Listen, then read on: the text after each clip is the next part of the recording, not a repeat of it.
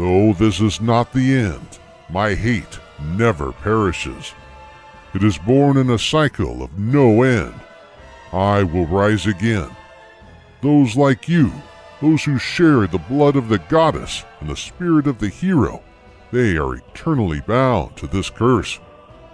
An incarnation of my hatred shall ever follow your kind, dooming them to wander a blood-soaked sea of darkness for all time.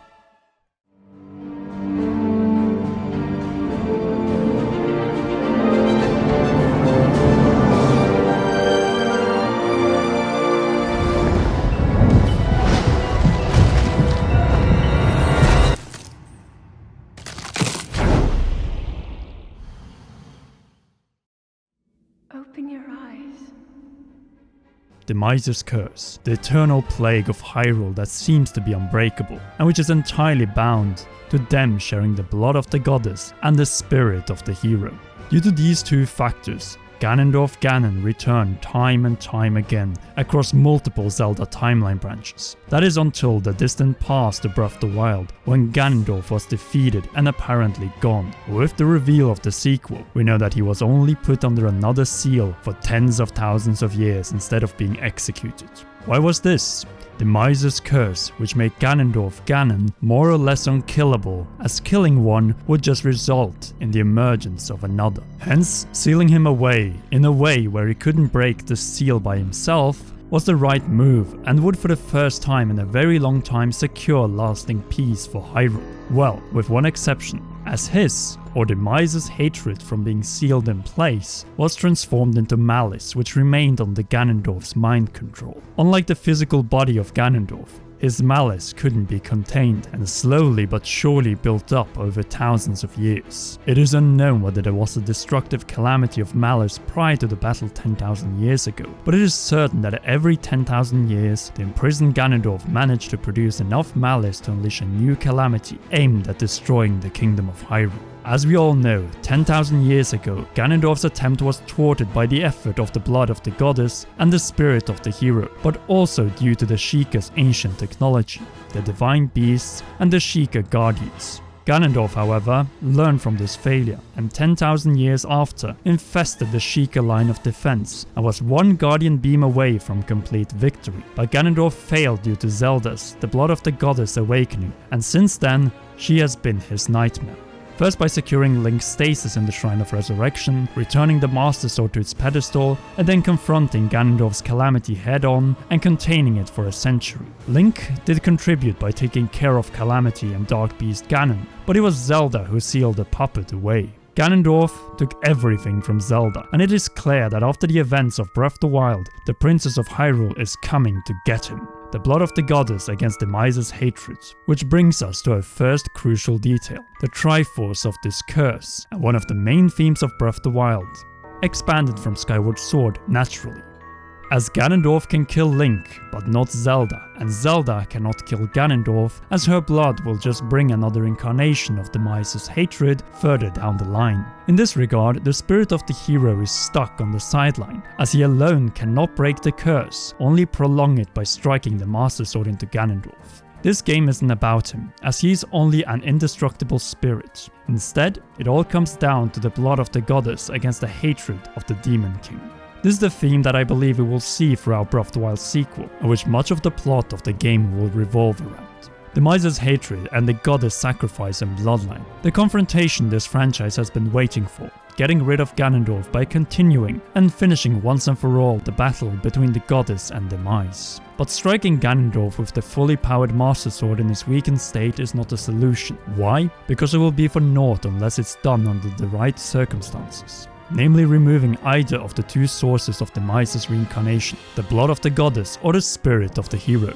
You can't remove a spirit, as it is directly connected to the rise of Demise's hatred, which again is connected to the blood of the goddess. So for the rest of this video, we will focus on the divine bloodline, from Zelda of the Sky to Zelda of the Wild, and more specifically, their great commitment to Hyrule. It shouldn't come as a surprise that Goddess Hylia and a number of Zeldas throughout the series are known for noble sacrifices. In Skyward Sword, we learn about Goddess Hylia's sacrifice to wield the Triforce as a mortal, and then her bloodline incarnation Zelda's close to 1,000-year-long ceiling. In Twilight Princess Zelda tries to sacrifice herself for the sake of Midna. Finally, in Breath of the Wild, Princess Zelda puts her life on the line to protect Link from a targeting guardian, and then confronts single-handedly Calamity Ganon and holds it for a century.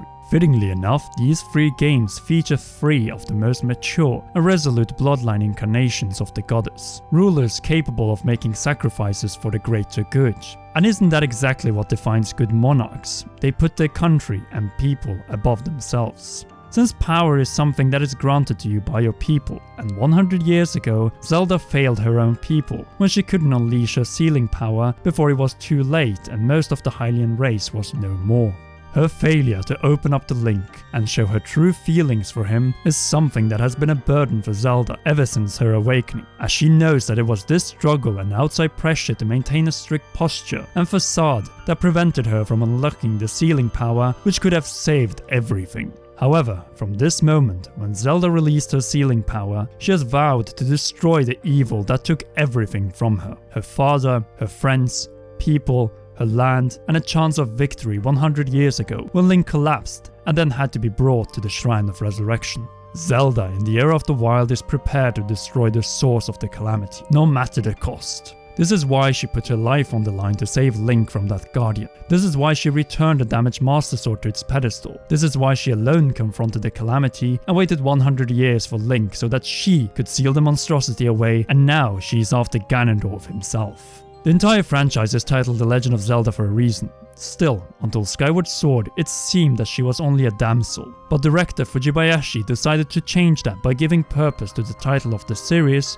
when he made Zelda the bloodline incarnation of Goddess Hylia. Since then, Zelda, the blood of the goddess, has a mission to fulfill and a battle to face against Demise's hatred. A battle that was neither finished when the goddess defeated and sealed Demise, nor when the hero of the sky sealed Demise in the Master Sword. Why? Because Demise's hatred has been lingering around and followed the blood of the goddess since Ganondorf's rise to power. An endless cycle. Every time a new Zelda was born with the blood of the goddess, Ganondorf or Ganon was bound to rise, and with him the spirit of the hero, the eternal curse, which can only be broken by removing the source of it all, Zelda and the bloodline of the goddess.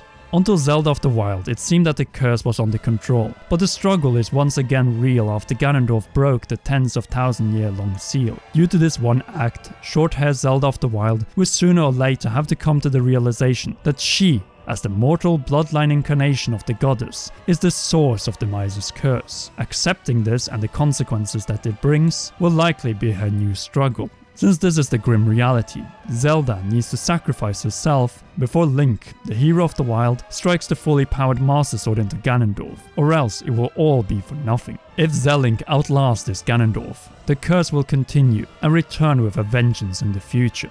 Since in Twilight Princess, Zelda attempted to sacrifice herself to save Midna, but was not allowed to pass away by who else than Ganondorf. This brings us to another crucial detail, the divine royal family of the Kingdom of Hyrule, the continuator of the goddess bloodline and hence Demise's curse. So how will this unfold, and is there a different way? Yes, there are actually multiple. One of them is that Demise, not Ganondorf, is the problem, and that bringing the Gerudo King back to the light before his death, much like in the case of Darth Vader in Star Wars, could be a way. Destroying Demise's hatred if that is even possible, or time travel through the Gate of Time, back to before Demise cast his curse on Link and Zelda of the Sky, which we will explore in depth in our next Zelda theory with the French master Zelda theorist Rinkuto.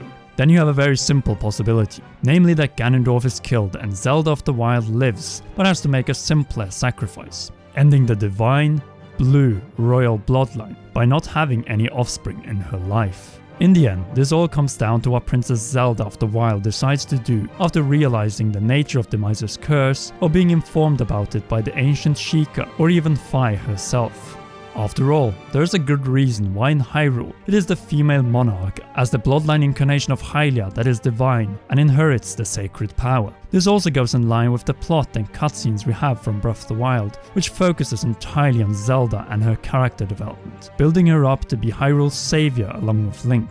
Last time, Link defeated Calamity Ganon and served Dark Beast Ganon for Zelda to finish it off. This time, it might be the other way around. In the final battle, when Link and Zelda stand face to face with Ganondorf, Zelda shows her true wisdom and tells about Hylia, and much like King Daphnes at the end of the Wind Waker, sacrifices her own life for the sake of the future of her own people, the other races of the land, and Hyrule itself. Princess Zelda of the Wild, realizing that her bloodline is cursed, that one divine noble sacrifice can end all of Hyrule's suffering, and that all that is needed is for Link to stay alive and then finish the job.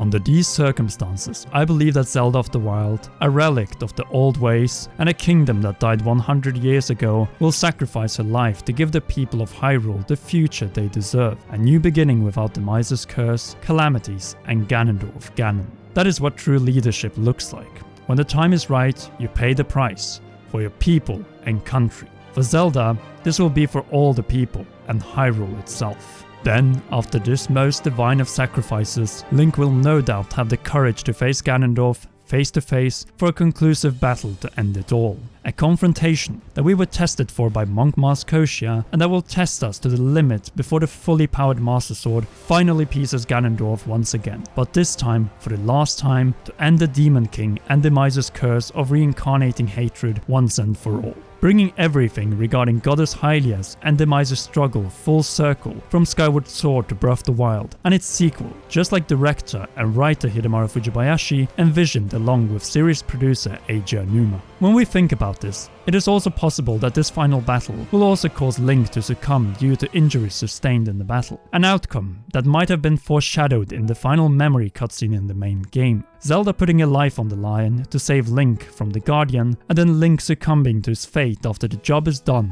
since he fulfilled the duty of the spirit of the hero and has no reason to live when he cannot have his precious Zelda outside of the afterlife. A very fitting ending to the Zelda timeline indeed. But before you panic, this does not mean the end for new Zelda games, as Breath of the Wild created a gap of tens of thousands of years to fill in. It might be the end of the chronology, much like Skyward Sword was its beginning, a conclusion to Fujibayashi's and Aonuma's trilogy of the beginning and end of the franchise, tied to Goddess Hylia and Demise's curse. This is also a good example of how the current director and series producer of the franchise are redefining its beginning and end to leave a lasting personal legacy on the franchise, naturally as a rebellious act towards Miyamoto. And that is our theory. Be sure to give this video a like so that more people can open their eyes about Breath of the Wild sequel. And if you haven't already, subscribe and press that notification bell, and again for all notifications to not miss our upcoming Zelda collab with Rinkuto. Thank you all for watching. A big thanks as always goes to our patreon.com/commonrealm patrons, which we hope you can join, or by pressing the join button here on YouTube. Until the next video, this was Conrad of the Commonwealth Realm, and please enjoy one of these two awesome videos.